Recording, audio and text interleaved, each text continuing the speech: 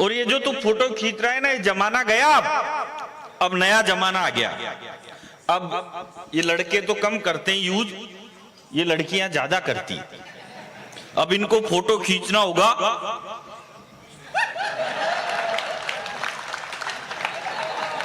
आप ढंग से देखना, सेल्फी खींचते टाइम लड़कियों का और बीड़ी पीते टाइम गांव के बूढ़े डोकरों का मुंह एक जैसा हो जाता है।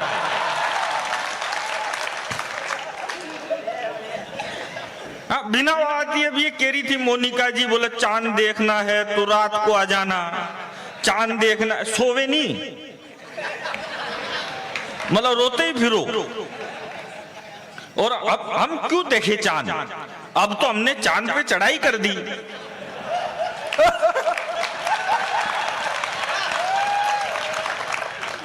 नहीं पहुंचे ना चांद पे, इस बार हमने ट्राई किया तो हम पहुंचे चांद पे। इसके पहले भी हमने ट्राई किया था तो हम चांद पे जाने से 2 किलोमीटर से चूक गए थे। तो ये सारे छोरे छोरी बावड़े हो गए, ये फेसबुक ट्विटर व्हाट्सएप पे लिखने लग गए, बोले हिंदुस्तान चांद पे जाने से 2 किलोमीटर से चूक गया, हमारा विक्रम चांद पे जाने से 2 किलोमीटर से चूक गया, हिंदुस्तान चांद पे जाने से 2 किलोमीटर से चूक गया।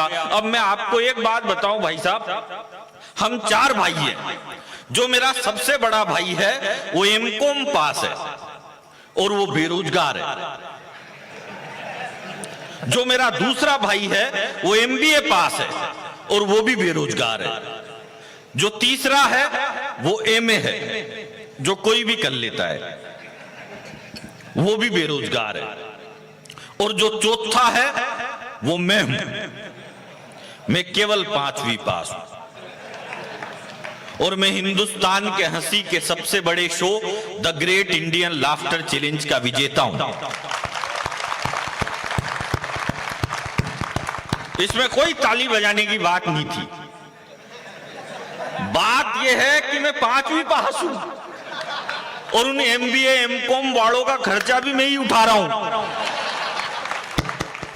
और ये भी कोई बात नहीं थी। बात यह है कि वो जो बेवकूफ बोल रहे थे कि हम चांद पे जाने से 2 किलोमीटर से चूक गए, हम चांद पे जाने से 2 किलोमीटर से चूक गए। अब एक बात बताओ पाटीदार जी, जब मेरे पिताजी को लाफ्टर चैंपियन पैदा करने के लिए 3 पड़ाव पार करने पड़े और ये एक बार में ही बोल रहे, बोले हम चांद पे जाने से 2 किलोमीटर से चूक गए, हम चांद पे जाने से 2 किलोमीटर से चूक गए। अरे ट्राई किया तो पहुंचा ना चांद पे। मोनिका जी ट्राई करना पड़ता है।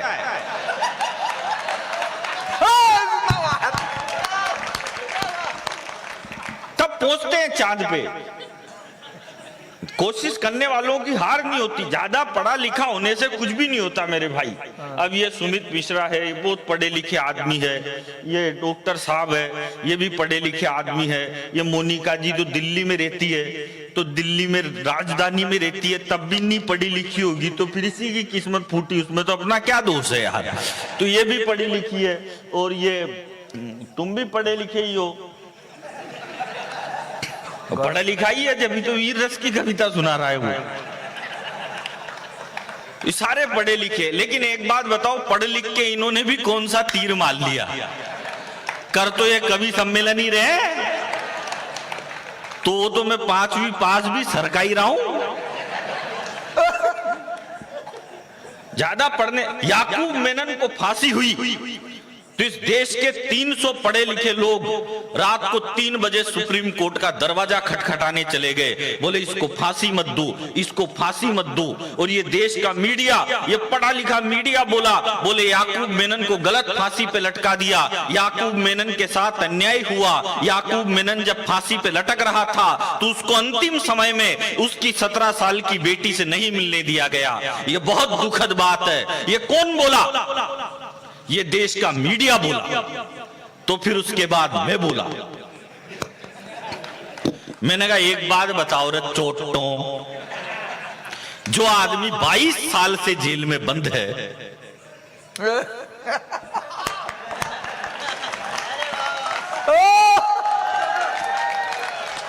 उसके 17 साल की बेटी कौन सी वेबसाइट से डाउनलोड करते हो यार?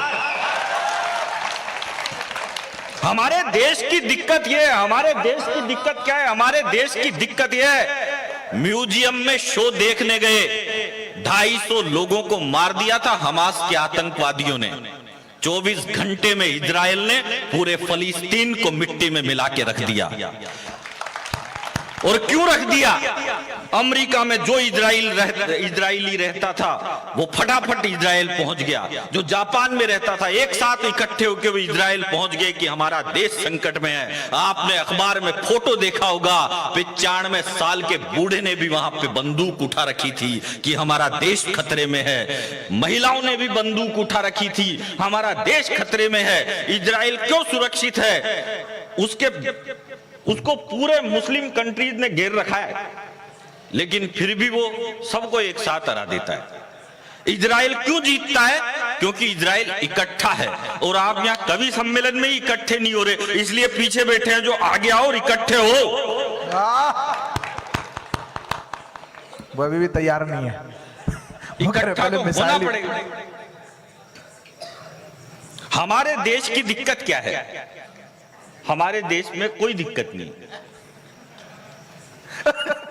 आनंद के साथ रहना चाहिए आदमी को। ज्यादा पढ़ा लिखा होने से कुछ भी नहीं होता।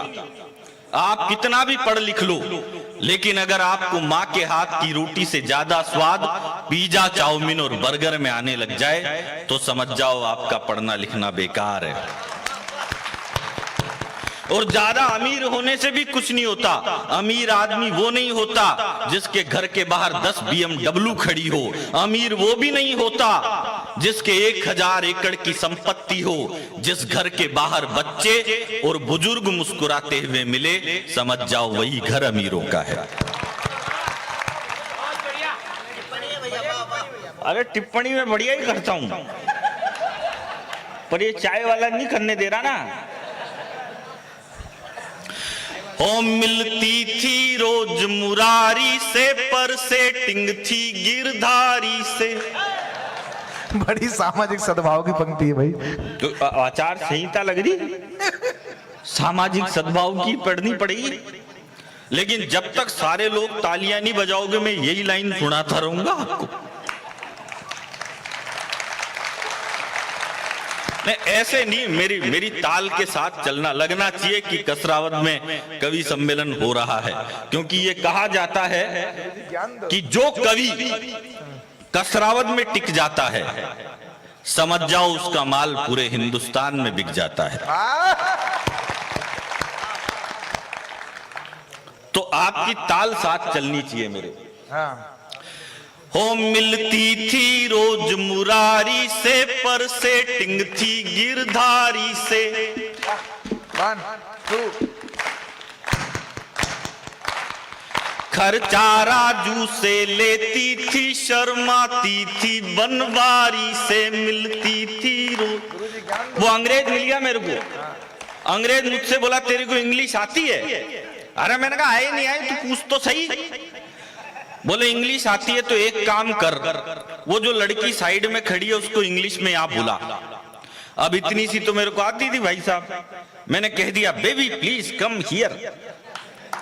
लड़की आ गई और बगल में खड़ी हो गई, लेकिन अंग्रेज भी पट्टा 1.5 छाना। बोला अब इसको इंग्लिश में वापिस वहीं भेज। अब ये वाली मेरे को नहीं आती, लेकिन मैं भी इंटेलिजेंट आदमी।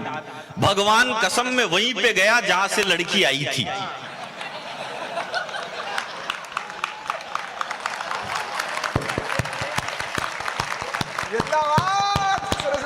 अरे जिंदाबाद नहीं, दिमाग से काम करना पड़ता है। मैं तो एक दुकान पे चल गया, मैंने दुकानदार से कहा, मैंने कहा भाई साहब एक काम करो 5 किलो चावल दो। वो बोला काई में लेके जाएगा? अरे मैंने कहा ये थैला लेके आया हूं, इसमें लेके जाऊंगा। उसने 5 किलो चावल थैले में डाल दिए। मैंने कहा एक काम कर 5 किलो गेहूं भी दे। वो बोला ये किस में लेके जाएगा? अरे मैंने कहा ये थैला रहा ना, इसी में मिक्स कर दे, मेरी लुगाई फिर ये बीनती रहेगी, तेरे को काई बात की टेंशन है। उनने दोनों एक में मिक्स कर दिए। मैंने कहा 5 किलो बाजरा भी दे। बोला ये किस में लेके जाएगा? राम मैंने कहा तू मिक्स कर दे, इसी में लुगाई कर लेगी अलग अलग, तेरे को काई बात की प्रॉब्लम है। उसने तीनों एक में मिक्स कर दिए। अब मैं जैसे ही थैला उठा के जाने लगा तो बोला भाई साहब पेमेंट? मैंने कहा पेमेंट अगले साल। बोला मैं उधारी में धंधा नहीं करता। मैंने कहा नहीं करता तो तेरा माल वापस पकड़ अपने को, काई बात की टेंशन है यार। टेंशन इस देश में ये है, सुनना मोनिका जी, टेंशन क्या है? टेंशन ये है कि प्यार में हदें पार कर रही है। मैं तो भाई साहब कोविड काल में मेरे घर पे खाना बनता था, सारे दिन तो लुगाई की फोटो दिखती थी, खुद की दूसरे की थोड़ी दिखती थी। अब वो कोविड काल में भाई साहब मेरी लुगाई, मेरी बीवी क्या है भाई साहब, सारे दिन यूट्यूब पे खाने की डिश देखती है और शाम को बनाती दाल ही है। अब वो मेरे लिए खाना बना के लाई, अब मैंने खाना खाया तो मैंने कहा ऐसा कैसा तेरे बेकार सा खाना बनाया है, इसमें तो बिल्कुल स्वाद ही नहीं आ रहा। तो उसने डॉक्टरों की कोविड काल की टीम को फोन कर दिया, बोला मेरे हस्बैंड का स्वाद चला गया। वो उठा के ले गए मेरे को, 14 दिन बाद वापस लाए। इसलिए कह रहा हूं कि प्यार में हदें पार कर रही है। और ये 3 जो जा रहे हैं और चौथा भी जो जा रहा है, वापस बैठ गया एक तो उनमें से, और दूसरे भी तुम बैठ जाओ, और जा रहे हो तो एक काम करो फिर जाओ, कि प्यार में हदें पार कर रही है। और आजकल की लड़कियां तो डायरेक्ट सरहदें पार कर रही है। और पुरुष तो लुगाई के डर से मोहल्ला भी पार नहीं कर पा रहा। भाई साहब एक वो सचिन था जो शॉट मारता था तो बॉल सीमा पार चली जाती थी, और एक ये सचिन है जो सीमा पार से सीमा ही उठा के लिया है। अच्छा आप देखो, वो सीमा पाकिस्तान छोड़ के इंडिया में आ गई, और वो अंजू इंडिया छोड़ के पाकिस्तान में चल गई। समझ में ही नहीं आ रहा, कोई बांग्लादेश की लड़की भाग के इधर आ रही, इधर के देश की लड़की भाग के उधर जा रही, उधर के देश की लड़की भाग के उधर जा रही, उधर की लड़की उसके साथ भग रही, वो इसके साथ भग रही, एक लड़की साथ बॉयफ्रेंड रख रही है। फिर ये कहती है प्यार अंधा होता है, प्यार अंधा होता है। अरे प्यार अंधा नहीं होता, तुम खुद ही अंधा धुंध प्यार कर रही हो, इसमें हम क्या करें? और इस देश में कुछ हो ना हो, लेकिन इस देश में कुछ होना चाहिए तो सबसे पहले जनसंख्या बिल पास होना चाहिए। बहुत बढ़िया। और उसका कारण है, कारण क्या है? क्योंकि वो सीमा पाकिस्तान से आई तो 4 साथ में लेके आई, और वो अंजू इंडिया छोड़ के पाकिस्तान गई तो खुद के दोनों तो यहीं छोड़ गई। तो भाई साहब 6 तो यही हो गए। ऐसे ही हो रहा जनसंख्या विस्फोट, कि लड़के टेटू पर टेटू गुदवा रहे हैं, लड़कियां झुमके पर झुमके लगा रही है। लड़के टेटू पर टेटू गुदवा रहे हैं, लड़कियां झुमके पर झुमके लगा रही है। और जिनको झांसी की तलवार उठानी थी वो रील्स पर ठुमके लगा रही है।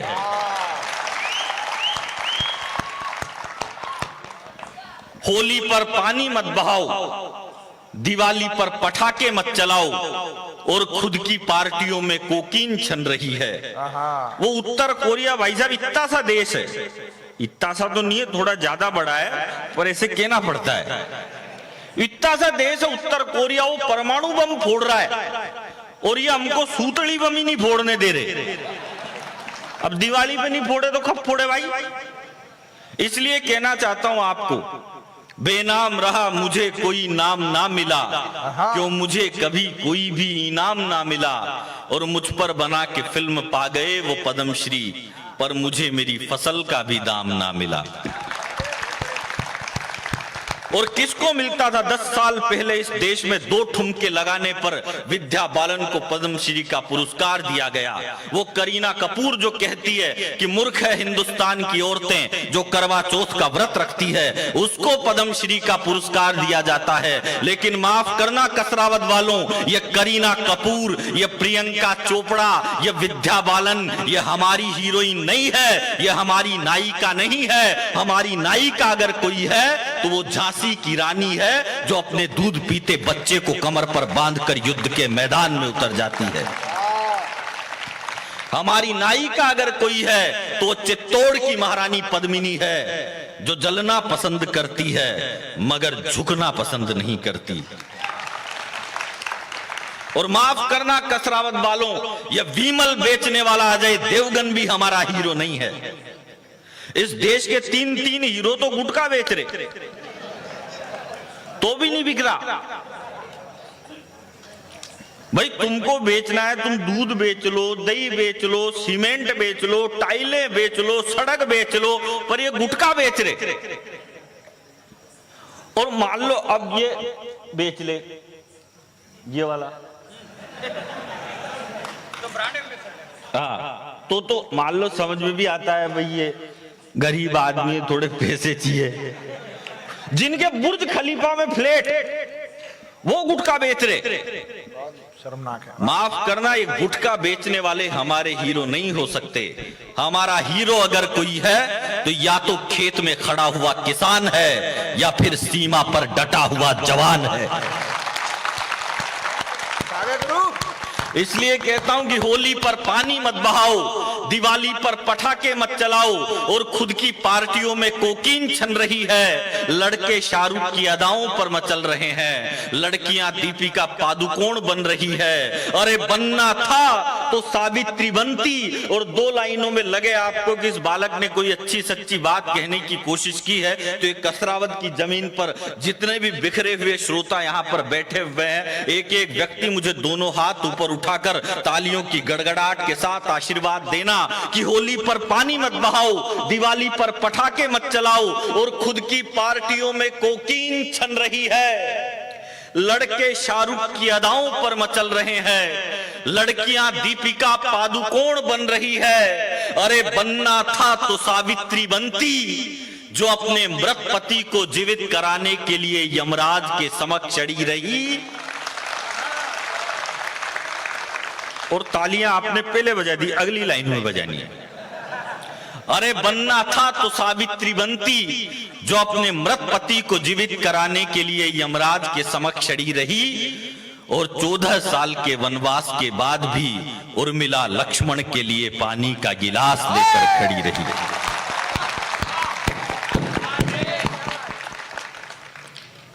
अपना कभी भी गियर चेंज हो जाता है। वो मैं आपको एक बात बताऊं, एक बस में 5000 नेता बैठ के जा रहे थे। 5000 ज्यादा हो गए क्या? बहुत ज्यादा हो गया। ये तुम कहो तो अभी उतार दूं मैं नीचे 3-4 हजार को। मेरी तो खुद की पर्सनल बस है, मैं किराए की थोड़ी चलाता हूँ। और मैं ज्यादा इसलिए बिठा रहा हूँ क्योंकि जितने मेरे क्या यार संपट नहीं आता। अब जैसे तुम इस कवि सम्मेलन का संचालन कर रहे हो, अब ऐसे कभी कभी मेरे को भी दे देते हैं संचालन। अब मेरे में लक्षण तो यही नहीं, अब दे देते हैं तो कर लेता हूँ। तो एक बहुत बड़ा कवि आ गया उसमें, वो मेरे से बड़ा, तो उसने ये कह दिया यार मैं अमेरिका, न्यूजीलैंड, इंग्लैंड फिंगलैंड गया हूँ तो थोड़ा माइक पे सरका देना तो अपनी झांकी जम जाएगी। तो मैंने माइक पे सरका दी। मैंने कहा भाई साहब इतने बड़े कवि, भाई साहब इनसे भी बड़े कवि।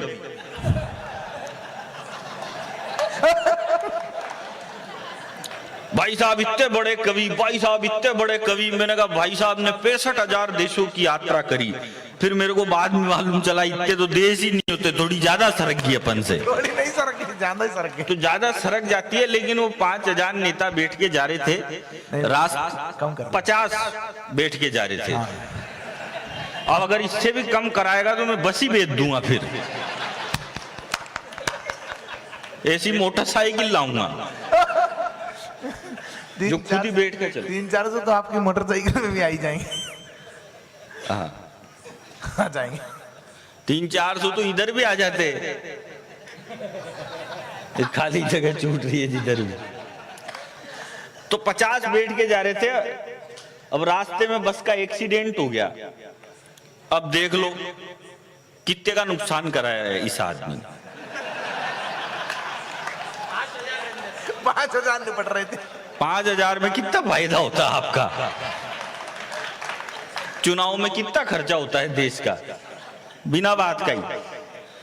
तो 50 बैठ के जा रहे थे, रास्ते में बस का एक्सीडेंट हो गया। तो एक इंस्पेक्टर गया निरीक्षण करने के लिए, तो उन्होंने देखा बस एक खाई में पड़ी, न तो उसको एक नेता मरा मिला, न एक नेता जिंदा मिला। पास में किसान का घर था, उन्होंने किसान से पूछ लिया, बस में बहुत सारे नेता थे, सारे के सारे कहाँ गए? बोला साहब चिंता मत करो, मैंने सबको जमीन में गाड़ दिया। अरे बोले वो सारे मर गए थे क्या? बोला नहीं, बहुत सारे कह रहे थे हम जिंदा है, लेकिन मैंने सोचा नेता है, झूठी बोल रहे होंगे, जो गाड़ दिया मैंने, तो कौन टंटा पाले। तो ऐसे गाड़ देना पड़ता है। स्टाइल से देखो, तीनों बहुत अच्छे सुन रहे हो यार तुम। नहीं कोई दिक्कत नहीं है, अच्छा है, मैं तुम्हारा बिल्कुल भी मजाक नहीं उड़ाऊंगा। एक ही मोहल्ले के बच्चे हैं। हाँ, माता पिता जब व्यस्त थे तो इधर आ भेज दिया उनको। अलग अलग मोहल्ले के भी हो। मैं जब एक बात बताऊं, मैं तुम्हारे बराबर का था, भगवान कसम मेरी माँ मेरे को तब तक कूटती थी जब तक उसकी चूड़ी नहीं टूटती थी, और फिर चूड़ी टूटने के बाद इसलिए कूटी थी कि तेरे को कूटने की वजह से टूटी है। इन बच्चों ने तो जमाना देखा ही नहीं होगा। मैं तो स्कूल भी जाता था ना भाई साहब, तुम्हारा अब आजकल के बच्चे तो स्कूल जाते हैं तो भाई साहब बस में जाते हैं, कार में जाते हैं, टेम्पो में जाते हैं, अपन नहीं जाते थे ऐसे। अपने को तो प्रिंसिपल साहब स्कूल से 4 लोग भेजते थे, 2 हाथ पकड़ता था, 2 टांगे पकड़ता, फिर टांगा टोड़ी करके ले जाते थे, राष्ट्रीय सम्मान के साथ जाते थे। हमसे तो स्कूल में मास्टर पूछते भी ऐसे थे, मान ले बेटा। मैंने कहा काय को मान लो? बोला बता लड़की में कौन सी ई की मात्रा लगती है? मैंने कहा गुरुजी पहले तो लड़की दिखाओ, लड़की अगर अपन से बड़ी है तो बड़ी ई की लगा देंगे, और छोटी है तो छोटी ई की लगा देंगे, और बराबर की है तो फिर मात्रा लगाने की जरूरत ही क्या है? ब्याह करो ना, उस पे कोई ध्यान ही नहीं दे रहा। तो आदमी को आनंद में रहना चाहिए, इसलिए मैं आनंद का कवि हूं। आनंद के साथ सुनो। हो मिलती थी रोज मुरारी से, पर सेटिंग थी गिरधारी से, खर्चा राजू से लेती थी, शर्माती थी बनवारी से मिलती थी। जब हम स्कूल में पढ़ते थे तो एक टिफिन में खाते थे, हम सूखी रोटी लाते थे पर घी का भोग लगाते थे। अब रास्ते में मिलती है तो आहें भर के रह जाते हैं, और उसके 2-2 बच्चे मुझको मामा जी कह जाते हैं। वो हो गई पूनम ढिल्लो सी। अब आपकी तालियां चलेगी ताल के साथ। वो हो गई पूनम ढिल्लो सी, हम रह गए अटल बिहारी से, मिलती थी रोज मुरा। फिर प्यार में डूब के मरने को पानी भर चुल्लू मिला मुझे। अरे मैं एक दिन नैनीताल जा रहा, जो एक दोस्त मिल गया मेरे को, बोला अलबेला जी कहाँ जा रहे हो? अरे मैंने कहा लुगाई के साथ घूमने जा रहा हूँ नैनीताल। बोलो बहुत अच्छे। मैंने कहा अच्छा बच्चा कुछ भी नहीं है, रास्ते में कोई डंकी खाई दिखेगी तो दे लूंगा धक्का, जो कलेश खत्म। तो दोस्त भी इंटेलिजेंट, बोलो भाई साहब फिर जा ही रहे हो तो मेरी भी ले जाओ। मैंने कहा ले तो जाऊं, लेकिन तेरी वाली के धक्का मैं वापस आते टाइम दूंगा।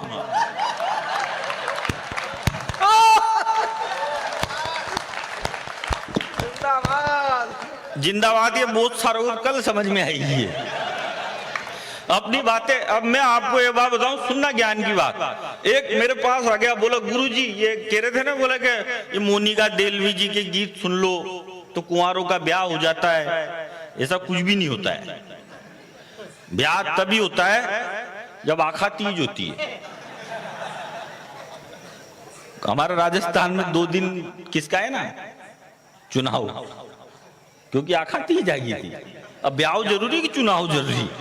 ब्याह जरूरी है। ब्याह जरूरी। लोगों का भविष्य खतरे में। जो एक आ गया मेरे पास, बोला गुरुजी ज्ञान दो। मतदाता तो वैसे ही आएगा। एक आ गया मतदाता, बोला गुरुजी ज्ञान दो। अरे मैंने कहा क्या ज्ञान दो तेरे को? बोले ऐसा ज्ञान दो जो मेरी लुगाई जिंदगी भर मेरे संपट में रहे। मैंने कहा तेरा ब्याह हो गया? बोले नहीं हुआ भाई साहब, अगले महीने। अरे मैंने कहा ऐसा ज्ञान कहां से दूं, मेरी तो खुद की संपट में नहीं रहती। क्योंकि पत्नी को इंग्लिश में कहते हैं वाइफ। वाइफ की स्पेलिंग होती है WIFE और इसकी फुल फॉर्म होती है without information fighting every time. कभी भी लड़ने के लिए तैयार रहती है। सही में वो आ गया, बोला ज्ञान दो जो लुगाई जिंदगी भर मेरी गुलाम बन के रहे। तो मैंने कहा ले जा ज्ञान। मैंने कहा एक बात बता, तू पीता है? बोला भाई साहब मैं तो हाथ ही नहीं लगाता। तो मैंने कहा हो गया काम। बोला करना क्या है? मैंने कहा कुछ भी नहीं करना। शादी के पहले ही दिन लुगाई के पास एक दारू की बोतल ले जाके रख देना। तेरी लुगाई देखते ही कहेगी ये कैसा बेवड़ा पति मिल गया मेरे को। शादी के पहले ही दिन दारू की बोतल लेके आ गया, ओपनिंग में ही। तुसी के सामने दीवार पे फेंक के फोड़ देना और कह देना आज से तेरे प्यार में बंद। तेरी लुगाई जब तेरा इतना बड़ा त्याग और बलिदान देखेगी, ये त्याग आप ज्यादा समझोगे। तेरी लुगाई जब तेरा इतना बड़ा त्याग बलिदान, इतना महान कार्य देखेगी तो जिंदगी भर तेरी गुलाम बन के रहेगी। बोलो मेरे कहने से इसने पहले ही दिन छोड़ दिया। तुमने कहा ठीक है। अब भाई साहब उनने जैसे ही शादी हुई पहले ही दिन लुगाई के पास दारू की बोतल ले जाके रखी। लुगाई देखते ही बोली ठीक है बनाओ, लेकिन मेरे पेग में सोडा मत डालना। मैं तो नीट ही पीती हूं। हो मिलती थी रोज मुरारी से, पर सेटिंग थी गिरधारी से। ये तो आएगा ही आएगा। हाँ, वो हमारे पड़ोस में एक लड़का है। वो लड़का थोड़ा अटक अटक के बोलता है। अब एक दिन वो आ गया मेरे पास। दरअसल क्या है भाई साहब, मैं सही बताऊं, हम कवि है ना, हम कवि 50% पागल होते हैं। क्योंकि 100% पागल तो वो होता है जो कवि सम्मेलन करवाता है। प्रकाश भाई साहब कहां गए? अब मैं नाम नहीं बताऊंगा वरना समझ जाओगे पाटीदार जी ने करवाया है। लेकिन अच्छा है ये जो सब पागल हैं ये। तो उसका बंदोबस्त मैं अब कर रहा हूं ना। ये जो सब पागल है ये फूलों के गुच्छे हैं और इन्हें पागल ही रहने दो, ये पागल ही अच्छे हैं। क्योंकि या तो दीवाना हंसे या तू जिसे तौफीक दे, वरना इस दुनिया में भला मुस्कुराता कौन है। और एक बार संसद भवन में इस देश के पूर्व प्रधानमंत्री अटल बिहारी वाजपेयी ने कहा था कि झील पर बादल बरसता है हमारे देश में, खेत पानी को तरसता है हमारे देश में, और पागलों और दीवानों को छोड़कर कौन हंसता है हमारे देश में। अब ये एक बात बताओ, पेमेंट बढ़ेगा कि घटेगा? ऐसे बैलेंस करना पड़ता है, स्टाइल से काम करना पड़ता है भाई साहब। जितना आपके अंदर टोटल दिमाग है उतना तो मेरा खराब ही रहता है।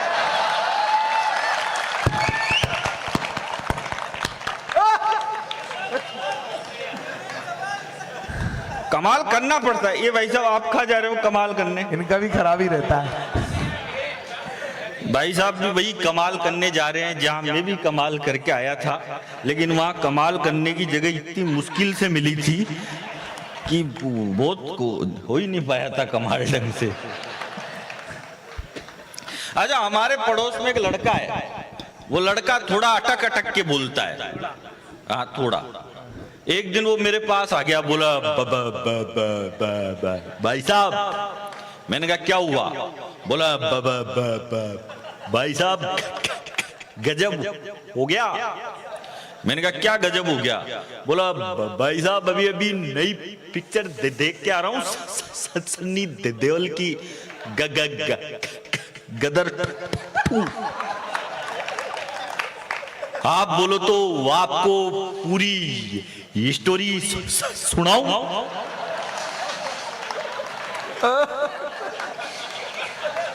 अब उसने मेरे को स्टोरी सुनाई। 3 दिन तक तो भाई साहब उसका इंटरवल ही नहीं आया। अब एक दिन वो एक दुकान पे चल गया, उसने दुकानदार से कहा, बोला भाई साहब कोई काम धंधा हो तो बताओ। दुकानदार ने उससे कहा एक काम करिए, 10 महाभारत है, जा इनको बेच के आ। वो गया और 5 मिनट में 10 महाभारत बेच के आ गया। और फिर बोला भाई साहब ये तो यूं ही बिकी, थोड़ी ज्यादा दो। तो उसने उसको 50 महाभारत दी। वो फिर 1 घंटे में बेच के आ गया। फिर बोला भाई साहब ये कम क्यों दे रहे हो, थोड़ी ग्रोथ बढ़ाओ। तो उसने अब की बार 500 महाभारत दी, वो फिर 2 घंटे में बेच के आ गया। फिर दुकानदार का दिमाग खराब हो गया। बोला तू एक बात बता यार, ये पूरी जिंदगी में नहीं बिकती, तू जाता है घंटे 2 घंटे में कैसे बेच के आता है? तो बोला भाई साहब पहली बात तो ये कि मैं कसरावत का देने वाला हूं, और दूसरी बात कुछ भी नहीं खनना पड़ता, घर घर जाता हूं, दरवाजा खटखटाता हूं और कहता हूं कि खरीद रहे हो कि पढ़ के सुनाऊं।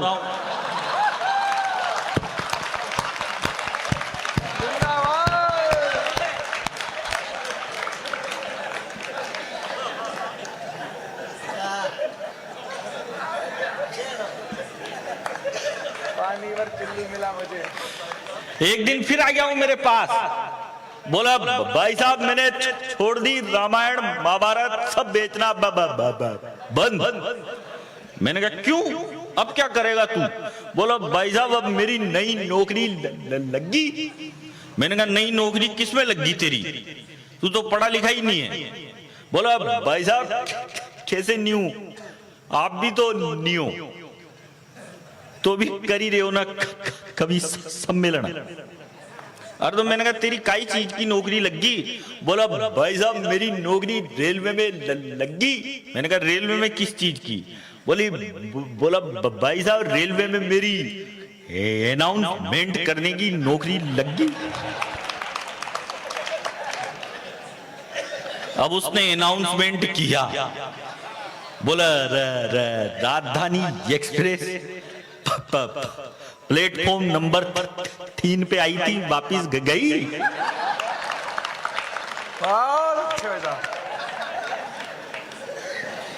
थोड़े दिन बाद उसने अपने 20 दोस्तों के साथ एक ऑफिस खोला 20वीं मंजिल पे। अब उसमें लिफ्ट नहीं थी, पहले ही दिन इनॉग्रेशन करने के लिए जाना। अब उसने जैसे ही गाड़ी पार्क करी तो बोला ऊपर बाद में चढ़ना, पहले मेरी बात सुनो। अरे बोला तू 1-2 घंटे लगाएगा बोलने में, 20 फ्लोर चढ़ने हैं, लिफ्ट नहीं है, इतना ऊपर जाना है। 2-5 फ्लोर चढ़ गए। फिर बोला सुनो तो सही, अरे चुप बाद में बोलना। फिर 10 फ्लोर चढ़ गए। फिर बोला अरे सुन तो ले, अरे चुप बाद में बोलना। फिर 20 फ्लोर चढ़ गए। फिर सबने आपते आपते पूछा उससे, बोला भाई हाँ बता तू क्या बोल रहा था? बोला मैं तो ये बोल रहा था कि ऑफिस के ताले की चाबी तो नीचे कार में ही रह गई।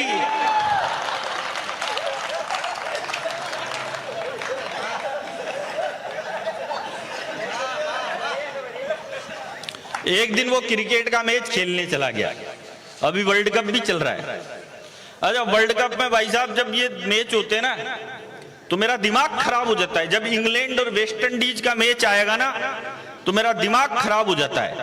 इंग्लैंड और वेस्ट इंडीज के मैच में जैसे मैं ये दोनों साथ में बैठे हैं ना, अब ये दोनों साथ में आ जाए तो दिमाग खराब हो जाएगा आपका टीवी में, क्योंकि ब्राइटनेस बढ़ाओ तो ये नहीं दिखे और घटाओ तो फिर वो नहीं दिखे।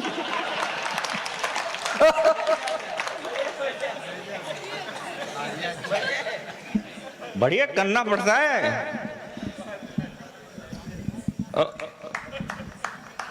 तुम एक भी क्यों मेरे पे एहसान कर रहे हो? और क्रिकेट के मैच खेलने चला गया, आप क्रिकेट के मैच में डायरेक्ट उसको कप्तान बना दिया। अच्छा, क्रिकेट के मैच में सारे खिलाड़ी बढ़िया खेल रहे हैं, पर ये विराट कोहली तो ऐसे खेल रहा है जैसे विजय माल्या का सारा लोन इसी को चुकाना है। अब उसको डायरेक्ट कप्तान बनाया तो अंपायर ने उसके सामने सिक्का उछाला, बोलो मांग हेड मांगेगा कि टेल मांगेगा। अब सिक्का उछाल दिया आसमान में। हाँ यही उसके तो जो आ गया जो ही असल है। फिर प्यार में डूब के मरने को पानी भर चुल्लू मिला मुझे, उसकी शादी हो गई और बाबा जी का ठुल्लू मिला मुझे। हम कभी कभी उस लड़की की इस हरकत से डर जाते हैं, वो कसम बाप की खाती है तो चाचा जी मर जाते हैं। उसका कैरेक्टर मिलता है दिल्ली के एक तिवारी से, मिलती थी रोज मुरारी से, पर सेटिंग थी गिरधारी से। वो इस गौरव से बोल पड़ी कि मेरे दिल पर छा जाओ, और कुंडी मत खटकाओ राजा सीधे अंदर आ जाओ। मैं गेट के बाहर खड़ा रहा, इन दोनों ने एक चांस लिया। उसने इलू इलू गाया और इसने लूंगी डांस किया। मैं लप्पू जैसा लटक गया, मैं लप्पू जैसा लटक गया, वो पट गई इस पटवारी से, मिलती थी रोज मुरारी से, पर सेटिंग थी। हो उठो हिंद के वीर जवानों, कृष्ण चलो बलराम चलो। दुनिया में 3 तरह के लोग होते हैं। पहले वो जो रूस की तरफ है, दूसरे वो जो यूक्रेन की तरफ है, और तीसरों को कोई मतलब नहीं होता दुनियादारी से। वो कच्चे बादाम पे वीडियो बनाते रहेंगे, अपलोड करते रहेंगे। लेकिन रूस और यूक्रेन के युद्ध में एक वाकया हुआ। भारत के बहुत सारे बच्चों को वहां से निकलना था, और पाकिस्तान के भी बहुत सारे बच्चों को वहां से निकलना था। तो हिंदुस्तान ने उनको एक रास्ता सुझाया, दिल्ली ने, कि आप इस तरीके से वहां से निकल सकते हो।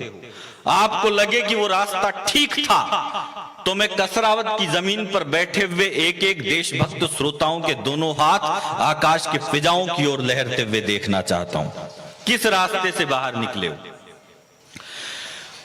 उठो हिंद के वीर जवानों, कृष्ण चलो बलराम चलो।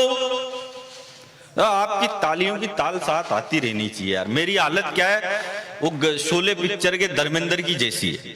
वो कहता है गब्बर सिंह की, बसंती जब तक तेरी सांसें चलती रहेगी तब तक, जब तक तेरे ठुमके चलते रहेंगे तो इसकी सांसें चलती रहेगी, तो आपकी तालियां चलती रहेगी तो सुरेश अलबेला चलता रहेगा। ओ उठो हिंद के वीर जवानों, कृष्ण चलो बलराम चलो। दिल्ली ने संदेश दिया है, भारत मां के धाम चलो। उठो हिंद के वीर जवानों, कृष्ण चलो बलराम चलो। दिल्ली ने संदेश दिया है, भारत मां के धाम चलो। रशियन यूक्रेनी सेना दोनों सलाम ठोकेंगे बस, रशियन यूक्रेनी सेना दोनों सलाम ठोकेंगे बस। वीजा को गोली मारो, हाथों में तिरंगा थाम चलो।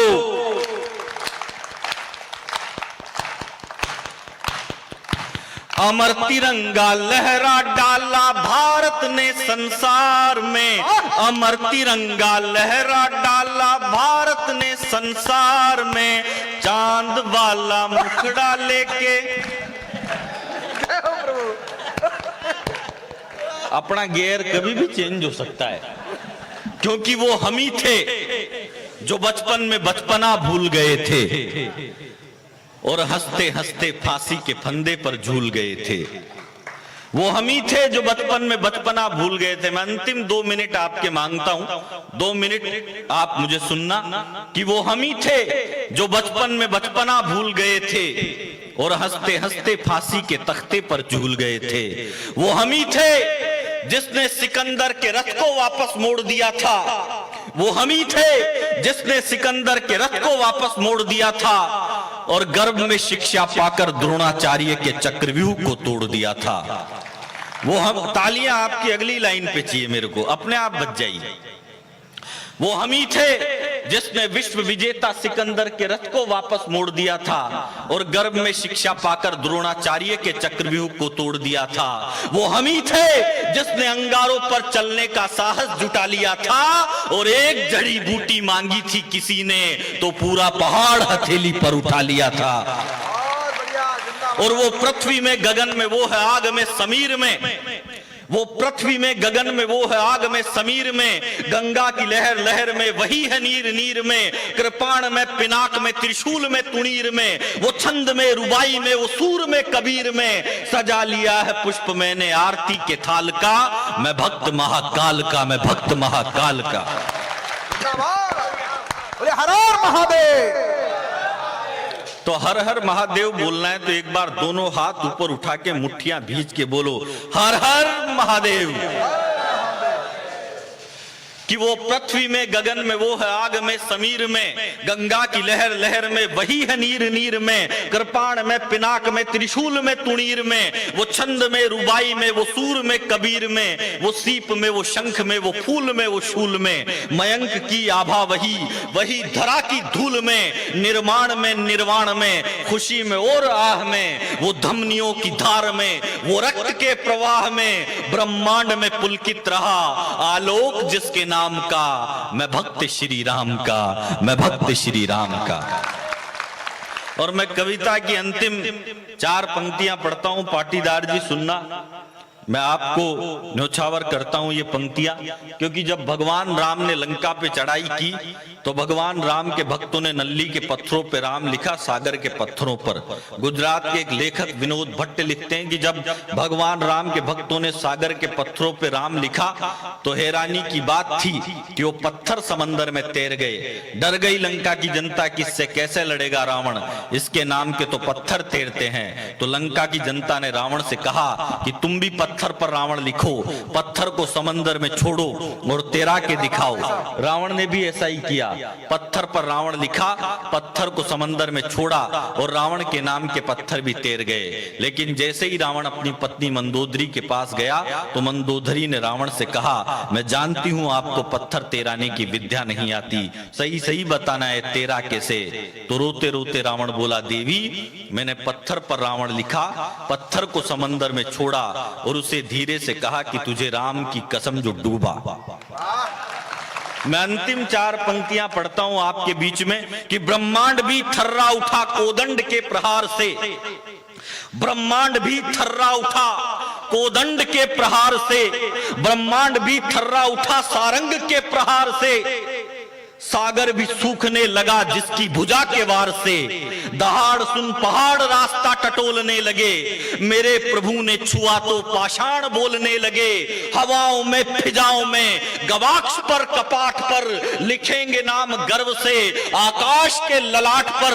और 2 अंतिम पंक्तियों पर पूरा सदन मुझे दोनों हाथ ऊपर उठाकर आशीर्वाद देना, इस कसरावत की भूमि का आशीर्वाद लेके जाना चाहता हूं मैं कि ब्रह्मांड भी थर्रा उठा कोदंड के प्रहार से, सागर भी सूखने लगा जिसकी भुजा के दरबार से दहाड़ सुन पहाड़ रास्ता टटोलने लगे। मेरे प्रभु ने छुआ तो पाषाण बोलने लगे।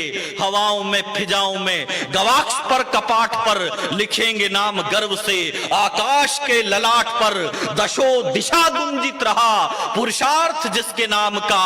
दशो दिशा गुंजित रहा पुरुषार्थ जिसके नाम का। और अवधपुरी में बन रहा है वह भव्य धाम राम का। अवधपुरी में बन रहा है भव्य